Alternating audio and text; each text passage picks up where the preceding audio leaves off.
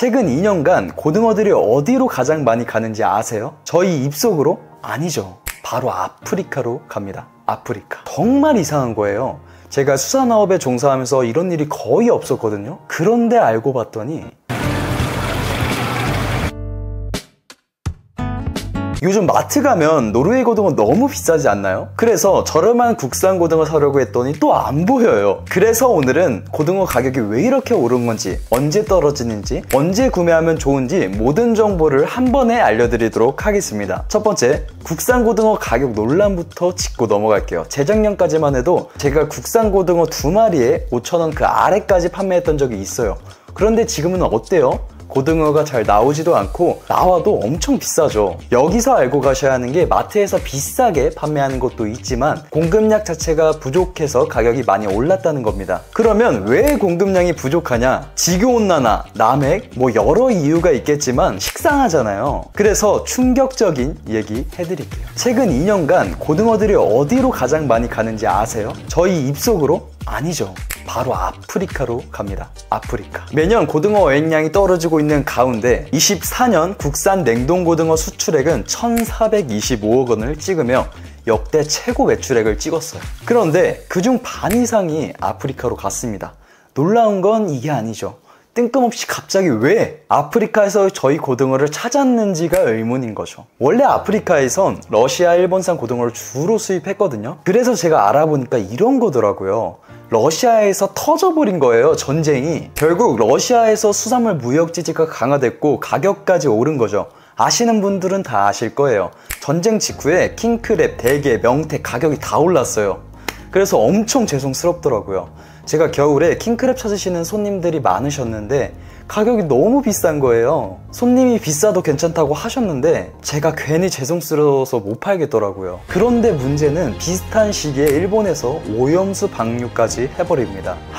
이때 진짜 두려웠어요. 제가 이때쯤에 수산물 매장 한 곳을 창업한 곳이 있었는데 2달이 지나고 이 일이 터진 거예요. 그런데 정말 다행히도 저희 매장을 큰 피해를 보진 않았어요. 그런데 주변에 이제 수산업자분들이 많이 힘들어 하셨습니다. 특히 일본산 수산물을 주로 다루는 횟집이나 음식점들이 많이 힘드셨을 거예요. 아무튼 이런 상황 때문에 아프리카에선 고등어 대체제가 필요했고 한국을 찾게 된 거죠. 그런데 여기서 눈치 빠르신 분들은 다 아실 거예요. 정말 이상한 게 딱 하나 있거든요. 한국에서는 참고등어, 망치고등어 나란히 세워서 팔면 참고등어만 엄청 나가거든요. 그리고 큰 생선, 작은 생선이 있으면 큰 생선만 나갑니다. 그게 더 맛있거든요. 그런데 생각해보면 아프리카에선 완전 반대예요. 참고등어가 아니라 퍽퍽한 망치고등어를, 큰 고등어가 아니라 작은 고등어를. 제 입장으로서는 너무 이해하기가 어려운 거예요.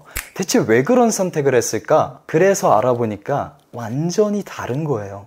식문화가. 아프리카는 연중 기온이 워낙 높고 날씨가 습하다 보니까 생선을 보관하기 매우 어려운 거예요. 그래서 오래 보관할 수 있는 방법을 찾다가 훈제라는 걸 알게 된 거죠. 생선을 훈제해서 먹으면 쉽게 상하지 않고 오래 먹을 수 있어요. 여기서 포인트가 크고 기름진 생선 말고요, 작고 단단한 생선이 훈제용으로 적합하대요. 게다가 망치고등어 작은 것들은 가격까지 저렴하잖아요. 가성비로 먹기에 딱인 거죠. 자, 두 번째, 노르웨이 고등어입니다.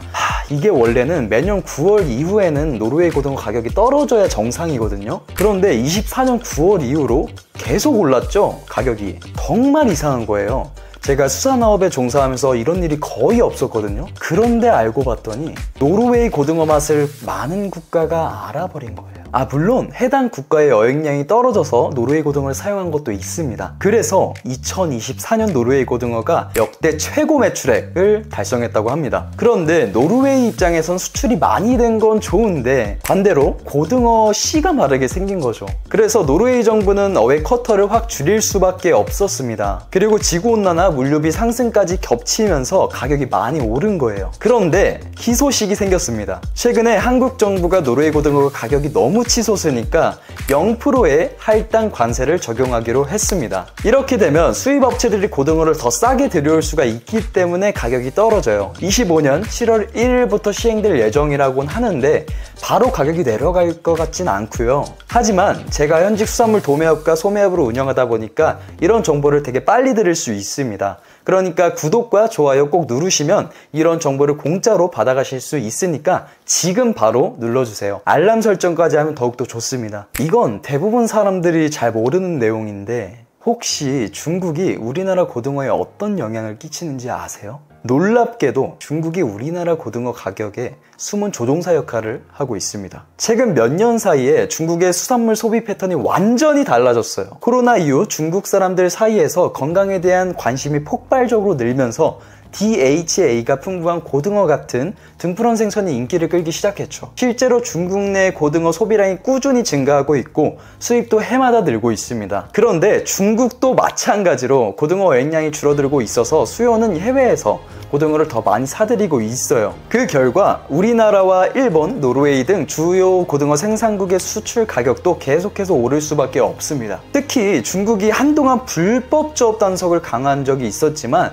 최근엔 또 불법 조업이 다시 늘고 있다는 뉴스가 많아요. 그래서 우리나라 근해에서 잡히는 고등어가 더 줄어드는 데 영향을 끼치고 있다 합니다. 그런데 여기서 더 흥미로운 사실이 있습니다. 중국이 지금 고등어 양식 기술 개발에도 엄청난 투자를 하고 있습니다. 연어, 참다랑어 등 고부가 가치 어종 양식에 이미 성공한 만큼 고등어 양식에도 도전하고 있다는 거죠. 아직 대규모 상업화에는 성공하진 못했지만 만약에 고등어 양식까지 성공한다면 앞으로 세계 고등어 시장이 크게 흔들릴 수도 있겠죠. 그렇다면 고등어 가격 대체 언제쯤 내려갈까? 저도 업계 소식 통해서 귀 쫑긋 세우고 들어봤는데요. 올해 하반기쯤엔 조금씩 숨통이 트일 거라는 얘기가 돌고 있어요. 하지만 솔직히 제 얘기를 드리자면 예전처럼 돌아가긴 쉽지 않을 거예요. 왜냐고요? 고등어가 이제는 아프리카, 동남아, 중국까지 전 세계가 탐내는 글로벌 생선이 됐습니다. 공급보다 수요가 훨씬 더 많은 상황. 이게 바로 가격이 내려가지 않는 진짜 이유죠. 그러면 우리는 어떻게 해야 될까요?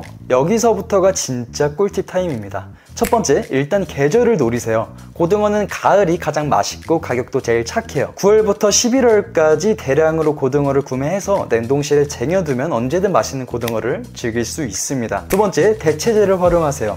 삼치, 이면수 같은 친구들도 고등어 못지않게 영양 만점이고 가격도 나쁘지 않거든요. 고등어가 너무 비싸면 이런 친구들로 메뉴를 바꾸는 것도 좋습니다. 셋째, 대형마트만 고집하지 말고 동네 수산시장이나 온라인 직판업체도 꼭 한번 체크해보세요. 더 신선하고 저렴한 고등어를 만나실 수 있습니다. 넷째, 요즘 급속냉동 기술이 워낙 좋아져서 냉동 고등어도 맛이 좋아요. 그리고 노르웨이 고등어는 전부 다 냉동인데 맛있잖아요. 냉동은 언제든지 먹고 싶을 때 해동해서 먹을 수 있다는 장점이 있습니다. 그리고 여기서 진짜 핵심 꿀팁은 고등어 살 때 크기보다 두께를 보세요. 길쭉하기만 한 고등어는 살이 별로 없고 오히려 짧아도 두툼한 고등어들이 훨씬 맛있어요. 여러분 다음에 마트 가시거나 시장 가시면 이 꿀팁들 꼭 기억하세요. 자, 오늘 영상을 통해 고등어 가격이 폭등한 이유들을 하나씩 파헤쳐 봤는데요. 정말 복잡하고 다양한 원인들이 얽혀 있다는 거 알 수 있었죠. 총 정리를 해드리자면 첫 번째로 국산 고등어가 왜 이렇게 구하기 어려웠는지 알아봤어요. 놀랍게도 수출 고등어의 절반 이상이 아프리카로 가고 있다는 사실, 러시아 전쟁과 일본 오염수 방류로 인해 아프리카가 새로운 고등어 공급처를 찾다가 한국을 선택한 거였죠.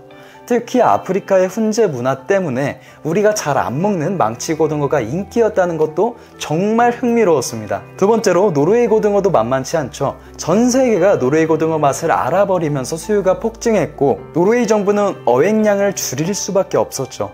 다행히 우리 정부가 0%의 할당 관세를 적용하면서 7월 1일부터 가격이 조금씩 내려갈 예정입니다. 세 번째로 중국의 숨겨진 영향력도 무시할 수 없었어요. 중국의 건강 트렌드로 고등어 수요가 급증했고 심지어 고등어 양식 기술까지 개발하고 있다는 사실, 이게 바로 글로벌 시대의 현실이죠. 사실 제가 이런 영상을 만드는 이유는 제가 수산업에서 종사하면서 느끼는 아쉬움 때문인데요. 예전에는 정말 좋은 생선들을 정말 저렴하게 구할 수 있었어요. 그런데 지금은 모든 것이 비싸졌잖아요. 그래서 많은 분들이 생선 드시는 걸 포기하는 분들이 많아졌습니다. 하지만 포기하지 마세요. 방법은 있습니다. 저처럼 업계에 있는 사람들의 정보를 잘 활용한다면 주변 사람들보다 더 합리적인 가격에 더 좋은 생선을 드실 수 있습니다. 그리고 한 한 가지 더 말씀드리고 싶은 거는요, 앞으로 수산물 가격은 계속 변동될 거예요. 기후변화, 국제정세, 환율 등 다양한 요인들이 복합적으로 작용하거든요. 그래서 제가 이런 영상을 꾸준히 만들면서 여러분들이 현명한 소비를 할 수 있도록 도와드리고 싶습니다. 정보가 곧 돈이에요. 수산물은 더 그렇고요. 오늘 영상이 도움이 되셨다면 구독과 좋아요는 필수고요.